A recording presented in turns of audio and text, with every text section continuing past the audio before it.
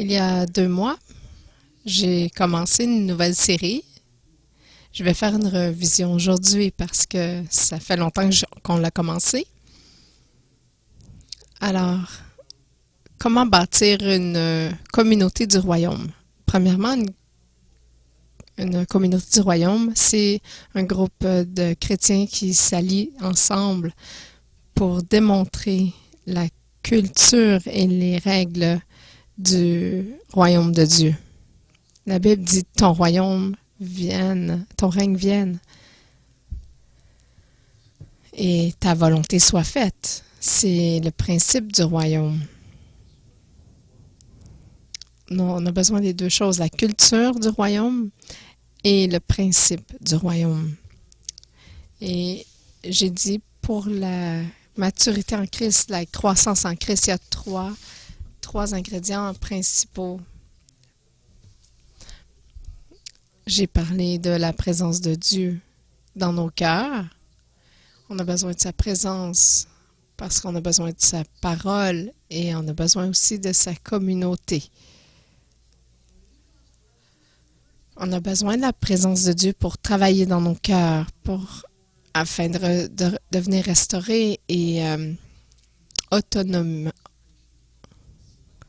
C'est ce qu'on appelle la consécration au Seigneur lorsqu'on le laisse travailler dans nos cœurs. Mais on a aussi besoin de la parole de Dieu pour transformer dans nos esprits, dans notre intelligence. On doit être renouvelé dans notre intelligence. On a besoin de la correction du Seigneur pour être discipliné. C'est pas comme une correction physique avec un fouet. C'est intéressant que nous sommes à célébrer le 50e anniversaire de la course à la Lune. La correction, c'est le petit ajustement qui fait que on arrive au bon endroit, comme l'atterrissage sur la Lune. La communauté de Dieu, c'est lorsqu'on accueille la communauté, nous pouvons devenir conformes à l'image de Christ. Je ne peux pas devenir mature sans vous et vous ne pouvez pas devenir mature sans moi. Nous pouvons nous aiguiser ensemble et c'est ce qu'on appelle l'alliance entre les croyants. Ensuite, nous avons parlé de 4 ingrédients clés pour une communauté du royaume en santé. Ça s'applique aussi aux entreprises et à chaque maison, chaque maisonnée. Nous devons avoir un but commun de Dieu pour chaque Église. Nous avons aussi besoin de la vision, qui est la représentation spécifique de Dieu pour notre Église, spécifiquement. De quoi ça va avoir l'air quand on va avoir accompli sa mission.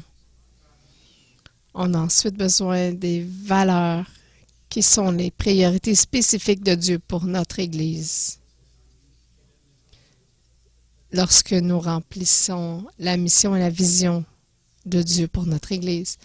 Ensuite, enfin, la culture, c'est l'atmosphère que nous créons pour notre Église. C'est comment nous allons nous traiter les uns les autres alors que nous vivons les valeurs pour vivre notre vision et accomplir la mission. Vous savez que chaque entreprise et chaque maison doit avoir la mission, la vision, les valeurs et la culture. Plus vous enseignez ça à vos enfants, plus vous les formez dans cette communauté d'alliance. J'ai conclu la dernière fois que nous avons parlé de ce message en comparant 2 philosophies principales d'Église. La première, c'était une culture d'Église qui était comme une armée et la deuxième, c'était l'Église comme une famille. Nous avons comparé les deux visions. Vous pouvez aller sur Internet pour trouver ce message. Alors, aujourd'hui, j'aimerais parler pour les prochains messages de la culture du royaume. Comment nous la développons, une culture en santé. Comme j'ai expliqué, la culture, c'est une atmosphère que nous créons pour notre Église. Dit d'une autre manière, c'est que notre culture est comme notre alliance relationnelle qu'on fait avec les autres membres de l'Église. Comment on va traiter les uns les autres. Vous savez, si on ne planifie pas à l'avance comment on va se traiter les uns les autres dans les bons temps et comme dans les mauvais temps, on va réagir. Et c'est une erreur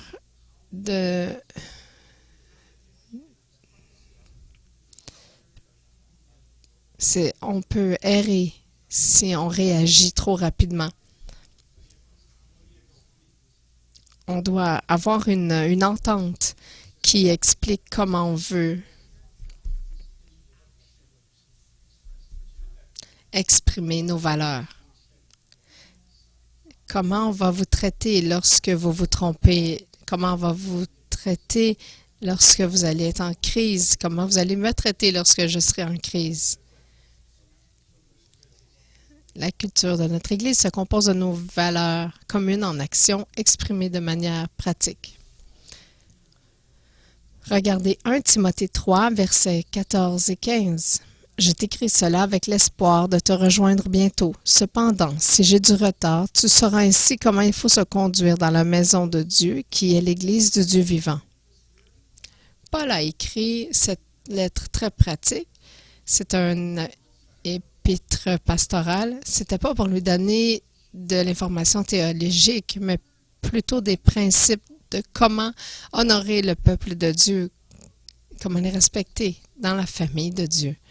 Parce que c'est tellement critique dans la santé d'une communauté du royaume. Regardez aussi dans Philippiens 1, 27. Seulement, conduisez-vous d'une manière digne de l'Évangile de Christ. Ainsi que je vienne vous voir ou que je sois absent, j'entendrai dire de vous que vous tenez ferme dans un même esprit, combattant d'un même cœur pour la foi de l'Évangile. Alors, conduisez-vous afin de pouvoir vous tenir ferme comme une seule personne. Paul a dit à l'église de Philippe que c'était une alliance très claire de comment on allait se comporter les uns envers les autres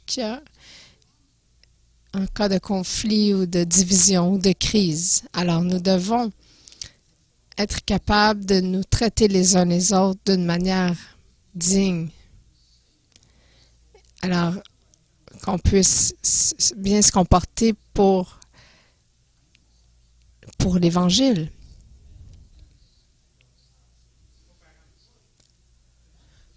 Alors, quelle est la culture que nous voulons créer intentionnellement dans notre maison et dans notre Église? Comment est-ce qu'on veut traiter les autres et comment est-ce qu'on aimerait être traité? Je crois que ça devrait être la même chose. Ce que j'ai découvert lorsque j'ai étudié la Bible, et j'ai même demandé à certaines autres personnes, qu'est-ce qui est important? Qu'est-ce que vous savez? Comment est-ce que vous aimeriez être traité? Qu'est-ce qui est important pour vous? Alors, une des premières choses, c'est une culture de relation aimante. Comment est-ce qu'on développe ça, une culture de relation aimante?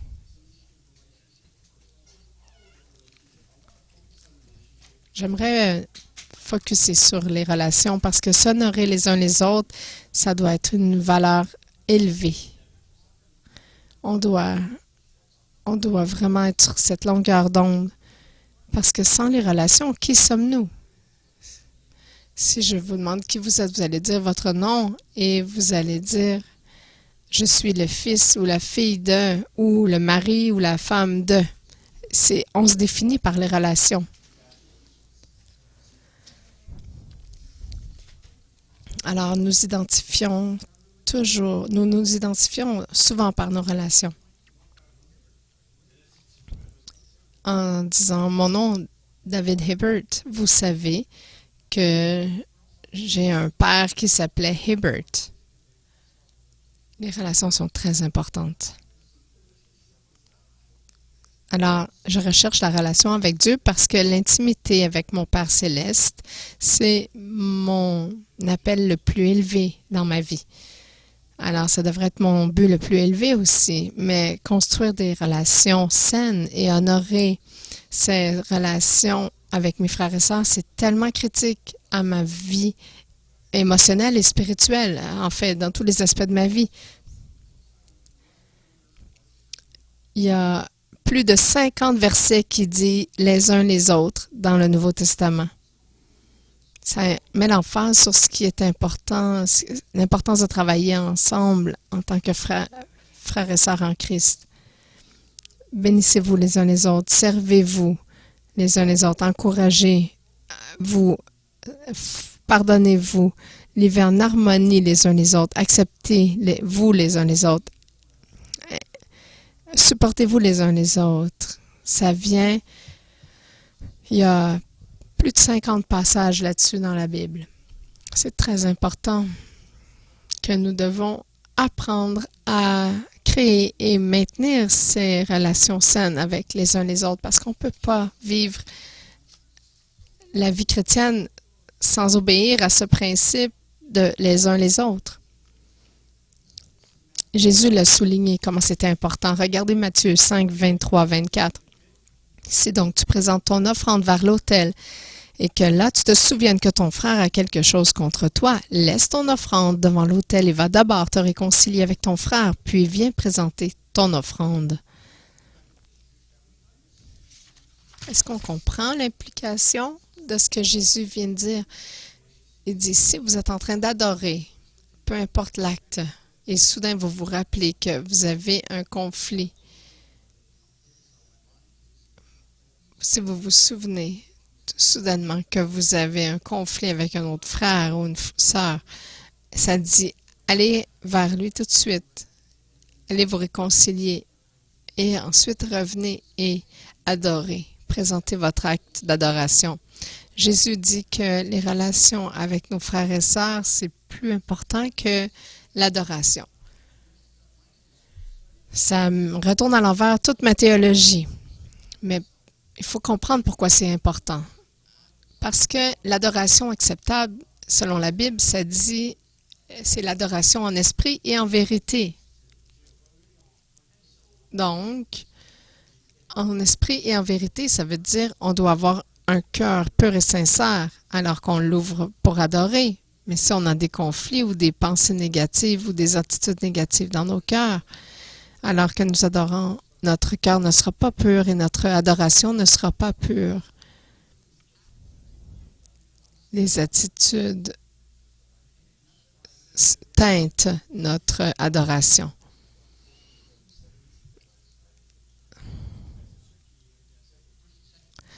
Regardez 2 Corinthiens 5, 18. Et tout cela vient de Dieu qui nous a réconciliés avec lui par Jésus-Christ et qui nous a donné le ministère de la réconciliation.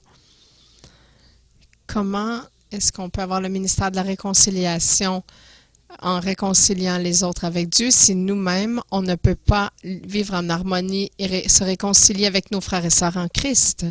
Comment est-ce que je peux dire, je vais te réconcilier avec Dieu, mais je ne suis pas réconcilié avec mon frère ou ma sœur? Vous savez, on peut essayer de compartimenter dans notre tête en disant, ah, ça c'est Dieu, puis ça c'est les gens. Mais regardez dans la Bible. Regardez 1 Jean 4, 20. Si quelqu'un dit j'aime Dieu alors qu'il déteste son frère, c'est un menteur. En effet, si quelqu'un n'aime pas son frère qu'il voit, comment peut-il aimer Dieu qu'il ne voit pas?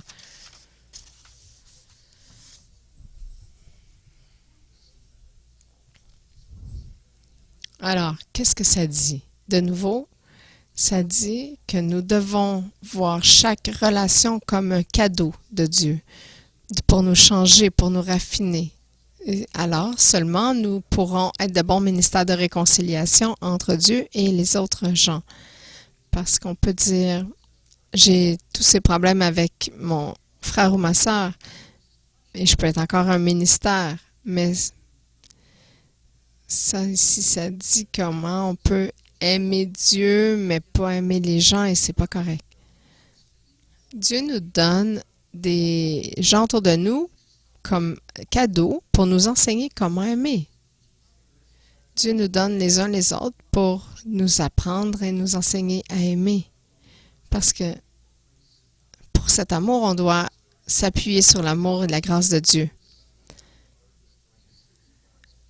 Il met des gens dans notre chemin, en relation, pour nous conduire à vivre par la grâce de Dieu. Je peux te regarder, Yvan, et dire, oui, c'est comme ça. Il nous donne des relations pour apprendre à vivre par la grâce. Je ne peux pas tolérer les autres sans la grâce de Dieu. Et c'est pour ça qu'il nous donne des relations. Lorsqu'on vit par la grâce de Dieu, alors notre relation avec Dieu, elle devient sincère, pure et honnête. Alors, chaque fois qu'on apprend à aimer un frère ou une sœur, ça nous transforme, ça transforme notre cœur et ça le purifie d'un niveau plus profond et ça nous rend encore plus dépendants sur Dieu. Alors, notre amour envers Dieu et les autres devient encore plus sincère. Et ça, c'est juste un début. Mais quand on va regarder une alliance, à quoi ça peut avoir ressemblé? À quoi ça peut ressembler, cette alliance? Pour maintenir une relation aimante avec chaque individu, regardez, nous honorerons la valeur élevée des relations et chercherons à établir et à entretenir une relation chaleureuse avec chaque personne que Dieu introduit dans notre vie, en particulier dans notre communauté ecclésiale. Alors, deuxième point aujourd'hui, après la culture de relation aimante, c'est important d'avoir une culture de prière qui espère.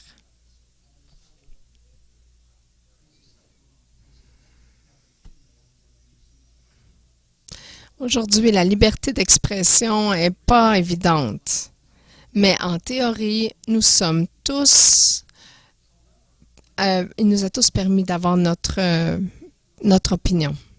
Mais par contre, lorsqu'il vient temps d'établir une communauté du royaume, comment dire, nous devons être unis ensemble pour pouvoir avancer le royaume de Dieu.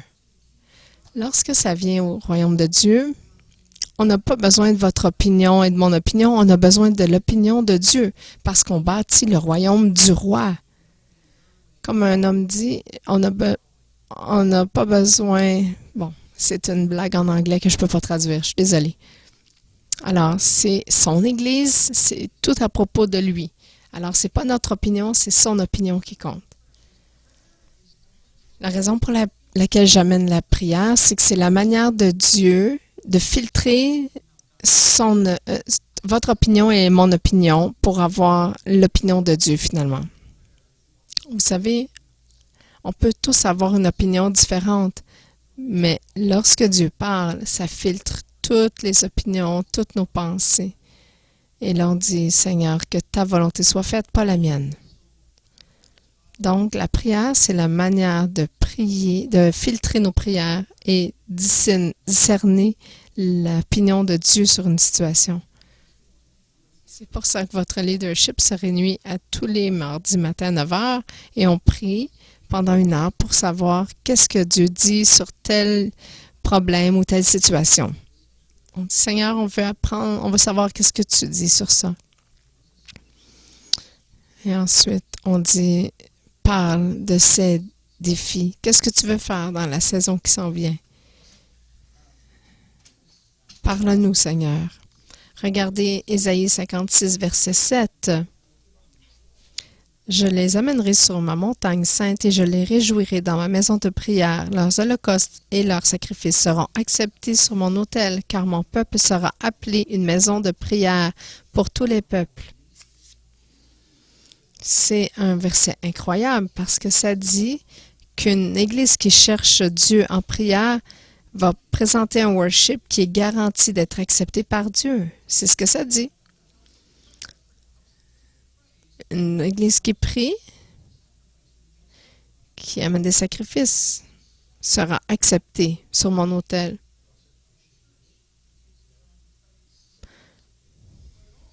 Ça dit aussi qu'une église qui cherche Dieu en prière sera garantie d'expérimenter la joie du Seigneur en plus. Il y a une joie qui vient lorsqu'on sécure la présence de Dieu. Le conflit, le découragement, la confusion, le délusionnement et la division, tout ça, ça disparaît lorsque nous nous rassemblons ensemble et nous allions pour la prière. Nous expérimentons les promesses de Dieu.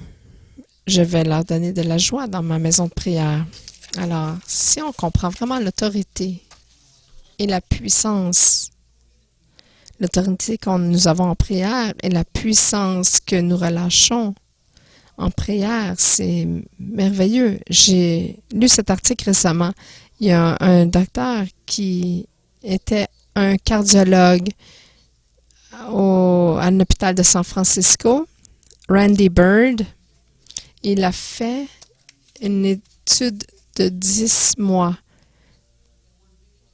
et 400 patients, des gens qui étaient admis aux soins intensifs cardiaques en cardiologie.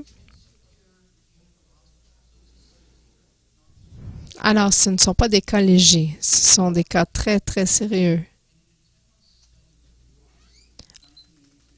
Entre le mois d'août de 1982 et 1983, il a eu 2 groupes de 200 personnes, un groupe de gens pour qui on priait et un ensemble de 200 personnes pour lesquelles on ne priait pas.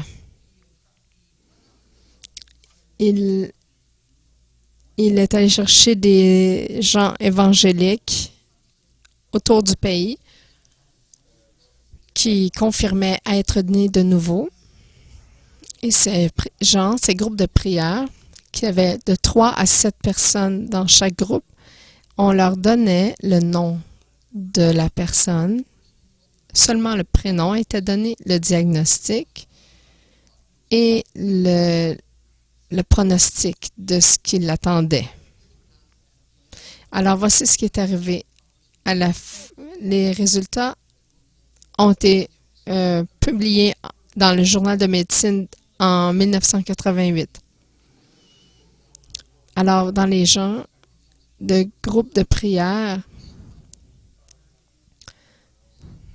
il y avait 5 fois moins d'antibiotiques, 3 fois moins de liquide sur les poumons et moins d'intubation pour aider à respirer. Le seul problème, c'est que les gens ont dit que ce n'est pas une étude scientifique parce qu'il n'y a pas de groupe de contrôle.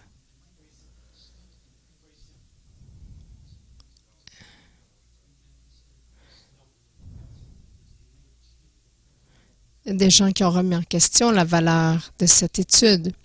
Mais pourtant, peu importe qu'ils ne se sont jamais rencontrés, que les gens ne savaient pas qu'on leur priait pour eux, la puissance de Dieu a été relâchée sur ces personnes et ils ont commencé à aller mieux.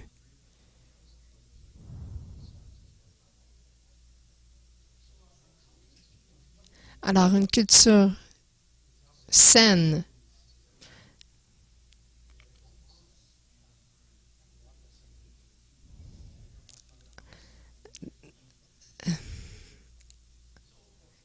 Vous pourrez aller voir l'étude de Dr. Randy Bird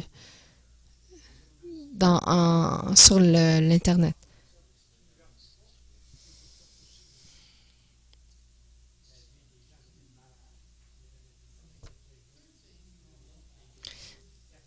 Alors, la culture de prière qui espère, c'est nous faisons alliance pour absorber chaque situation et chaque question dans la prière afin d'assurer la volonté de Dieu et la puissance de Dieu pour chaque situation. Le troisième élément que je vais explorer avec vous, c'est une culture d'encouragement à l'autonomisation. Vous savez, on ne peut pas juste dire à quelqu'un « je t'encourage à grandir » ou « je t'encourage à arrêter d'agir comme un fou ». Et ça, c'est pas vraiment un encouragement, c'est plus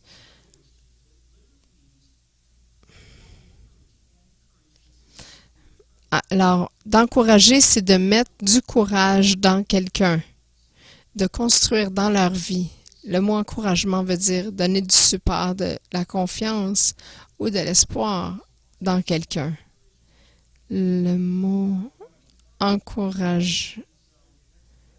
encourager, c'est de soutenir quelqu'un, ne pas les abaisser, de les encourager, de les brasser, de les pousser, mais tout ça vers le haut, dans le grec. Ça veut dire appeler ou inviter à proximité pour réconforter et exhorter.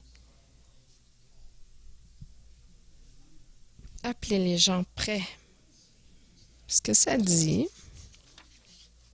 c'est que l'encouragement, c'est pas seulement de dire quelque chose de gentil à quelqu'un, c'est de venir assez près pour les connaître leurs besoins, connaître leurs combats pour devenir très efficace dans nos encouragements.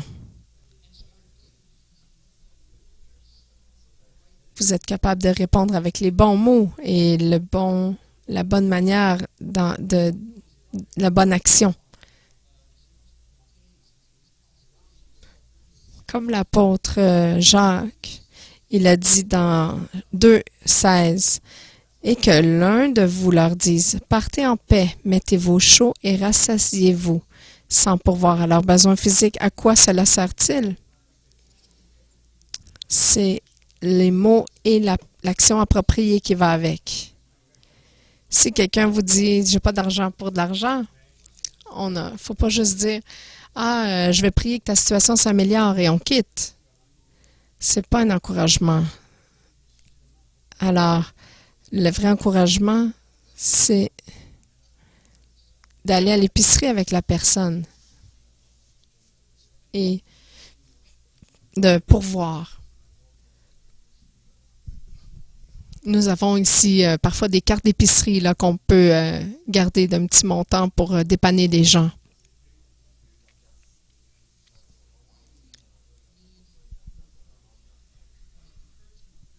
Pourquoi est-ce qu'on a besoin d'encourager?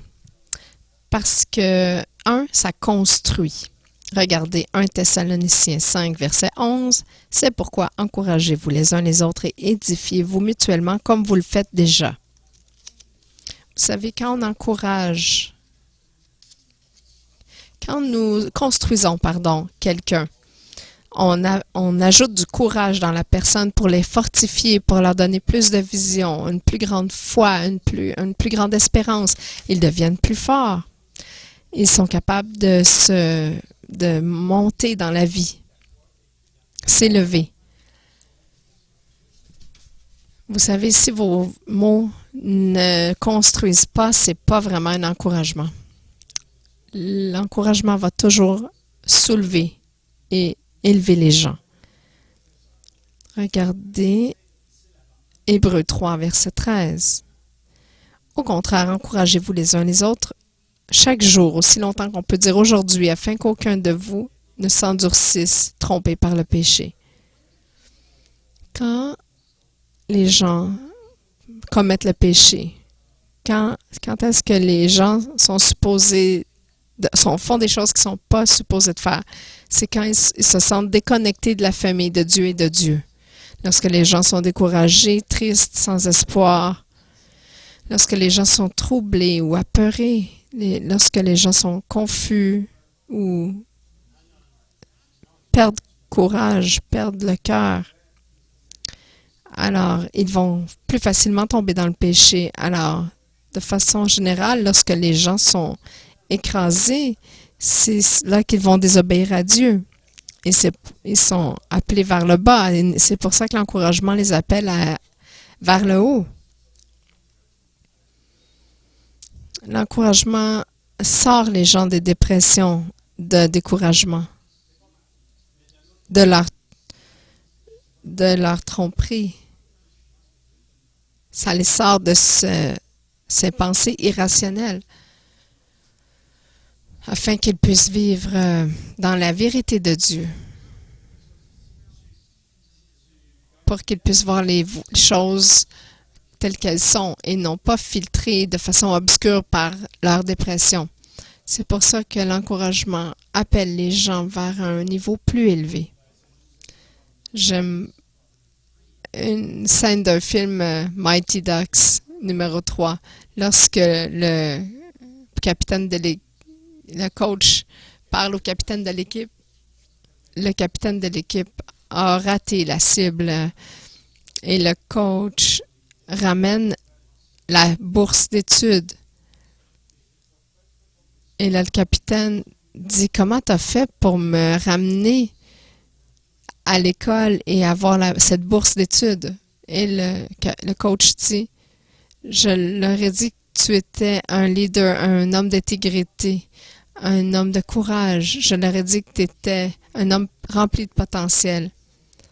Et je leur ai dit que tu avais l'habilité de faire tellement plus si on te donnait la chance. Je leur ai dit que tu aimais parler et tu aimais l'école. Alors maintenant, sois cet homme. Alors il l'a appelé vers le haut. C'est un film, mais vous savez, on peut faire ça dans la vraie vie aussi. Nous l'avons fait à nos voisins.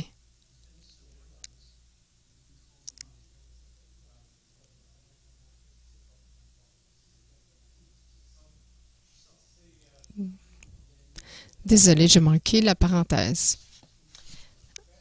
Alors, l'alliance que nous choisissons de bâtir dans cette culture d'encouragement à l'autonomisation, nous chercherons activement à responsabiliser la famille de notre Église en les encourageant chaque fois que nous nous rassemblerons et nous étudierons les moyens de les encourager de manière créative entre les rassemblés de l'Église.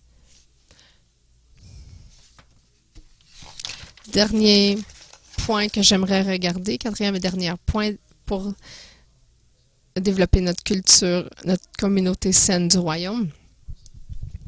C'est une culture de découverte de trésors. Vous savez, chacun de nous avons des dons. Regardez Romains 12, versets 6 à 8. Nous avons des dons différents selon la grâce qui nous a été accordée. Si quelqu'un a le don de prophétie, qu'il l'exerce en accord avec la foi. Si quelqu'un est appelé à servir, qu'il se consacre à son service. Que celui qui enseigne se donne à son enseignement.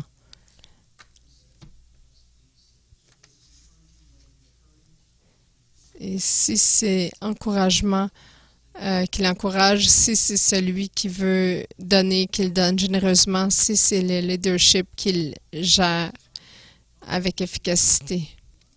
Et Dieu dit que nous avons tous ces dons. Ce sont tous les dons du Père. Mais nous avons tous des talents. Chacun de nous avons des talents naturels. Regardez Exode 31, verset 3. Je les remplis de l'Esprit de Dieu, d'habileté, d'intelligence et de savoir-faire pour toutes sortes de travaux. Vous savez, il y a des gens comme ça qui ont toutes ces habiletés naturelles à l'intérieur d'eux. Il y a des gens qui sont de très grands communicateurs. Ils ont naturellement cette habileté. Il y a des gens qui sont très bons dans la poésie ou l'écriture créative, d'autres pour chanter ou conseiller les gens ou les organiser. tous les gens, chacun de nous avons un talent naturel à faire certaines choses. Alors, chacun a des compétences apprises. Matthieu 25, verset 15. Il donna 5 sacs d'argent à l'un, 2 à l'autre et au troisième, et un au troisième à chacun selon sa capacité, puis il partit aussitôt. Chacun selon sa capacité à gérer l'argent. Ils ont tous reçu un sac ou plus. Mais chaque personne a des habiletés apprises comme la programmation d'ordinateur. Il y a des gens qui sont bons pour jouer d'un instrument ou gérer l'argent, travailler le bois, cuisiner, coudre. Chacun a des talents, des dons naturels, et chacun a des compétences apprises. Mais il y a aussi quelque chose d'autre, et je l'appelle le trésor. Chaque personne a un trésor à l'intérieur d'elle. Regardez 2 Corinthiens 4, versets 6-7. En effet, le Dieu qui a ordonné que la lumière brille du sein des ténèbres a aussi fait briller sa lumière dans notre cœur pour faire resplendir la connaissance de la gloire de Dieu dans la personne de Christ. Nous portons ce trésor dans des vases de terre afin que cette puissance extraordinaire soit attribuée à Dieu et non à nous. Ce que ce verset dit, c'est que nous avons tous un trésor à l'intérieur de nous, c'est la lumière de la connaissance de la gloire de Dieu. Mais chacun de nous a aussi tricoté chacun de nous de manière unique. La lumière en moi va briller différemment de la lumière en vous. Parce que nous avons des dons, des habiletés et des compétences différentes. Et tout ça, mis ensemble, va faire que la lumière brille différemment dans chaque personne. Et c'est une partie de ce trésor. C'est notre intérieur, notre vrai soi, notre personnalité, nos passions, nos valeurs, nos talents, nos dons, nos habiletés, nos compétences. C'est ce qui nous remplit. Ça nous remplit chacun de nous d'une façon unique. Et c'est un trésor spécial.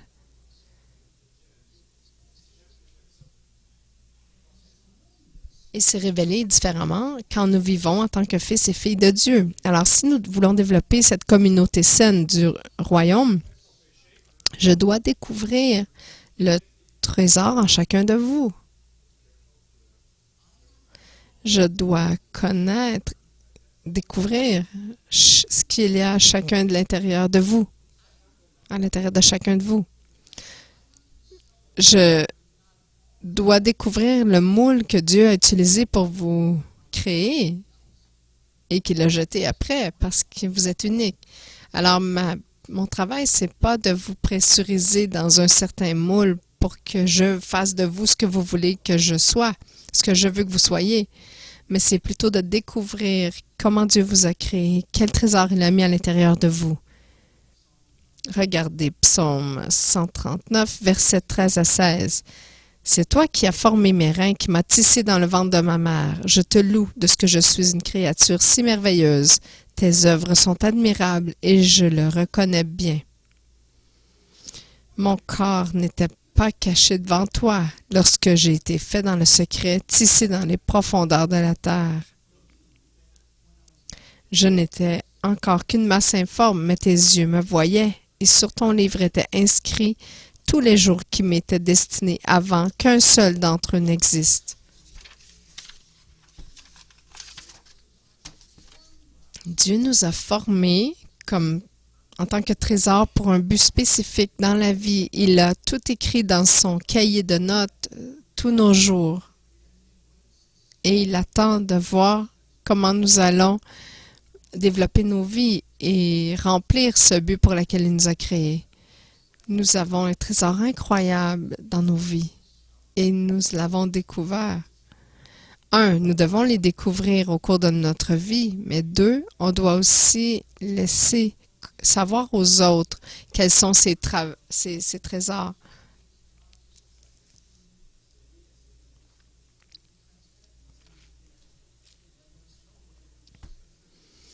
laissez-nous savoir quels trésors sont à l'intérieur de vous. Soyez transparents, parce que certains trésors qui sont évidents, d'autres pour lesquels on doit creuser un petit peu.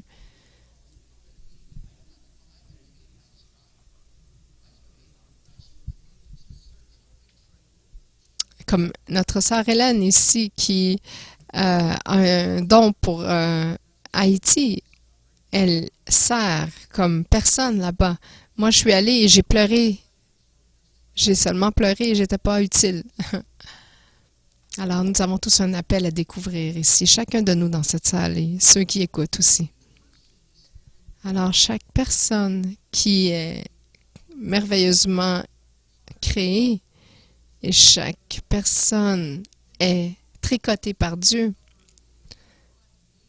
c'est à vous de découvrir comment Dieu vous a formé au lieu d'essayer d'attendre que je trouve le bon moule pour vous. J'aimerais mieux découvrir de quelle forme vous êtes fait au lieu d'essayer différents moules pour vous. C'est important.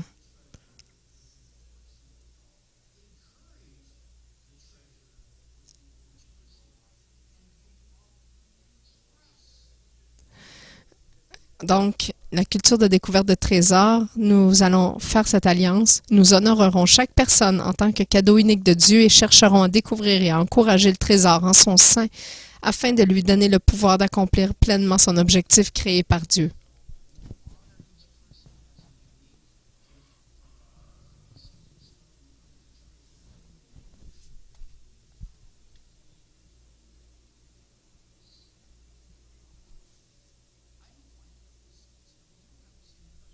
Je connais mon objectif à moi, la mission de Dieu pour moi, mais je ne connais pas la vôtre.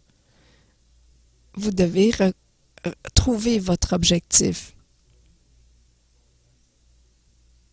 Et cela pour devenir une communauté saine du royaume. Alors, comme sommaire,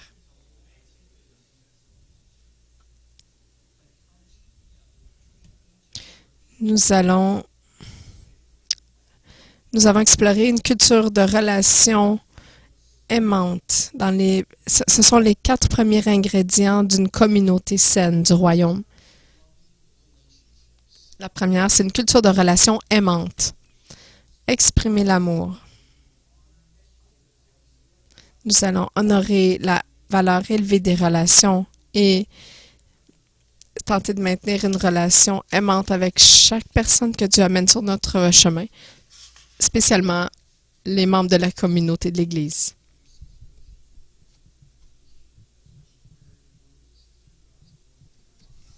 Une culture de prière qui espère. Prier une prière qui espère.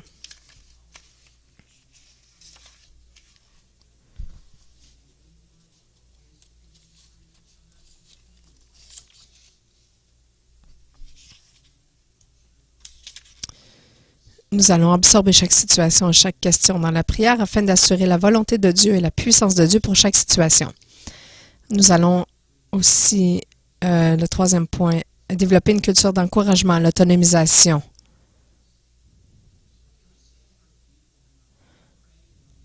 Partager un encouragement.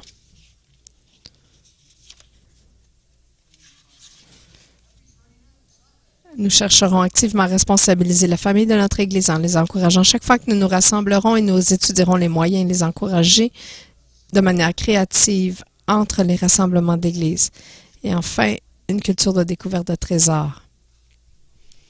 Nous honorerons chaque personne en tant que cadeau unique de Dieu et chercherons à découvrir et à encourager le trésor de son sein afin de lui donner le pouvoir d'accomplir pleinement son objectif créé par Dieu. Seigneur, on n'a pas nécessairement choisi les gens dans cette salle, mais tu les as placés parce que tu sais qu'on en a besoin plus qu'on le réalise. Tu les as mis dans notre vie parce que tu as une mission spécifique, que chacun des trésors va se se cogner pour pouvoir dévoiler ce trésor. Alors Seigneur, alors que nous allions ensemble, donne-nous cette culture saine du royaume, afin que nous puissions devenir transporter cette gloire de ton royaume dans nos vies quotidiennes. Aide-nous, Seigneur. Donne-nous de vivre en tant que famille de Dieu. Amen. Alors, voici votre mission pour maintenant. Avant de quitter ce building, voici ce que je vous suggère. Exprimez de l'amour à quelqu'un, ici. Exprimez l'amour. Voici ce que j'apprécie en toi. Ou priez une prière qui espère pour quelqu'un. Ou partagez un encouragement. Ou bien, parlez et découvrez le trésor. Un trésor au moins. Un petit peu de trésor qui se cache en chaque personne. Est-ce que vous pouvez faire ça? C'est pas très très long, mais je vous encourage à le faire. Essayez de trouver quelqu'un d'autre que votre époux ou votre épouse.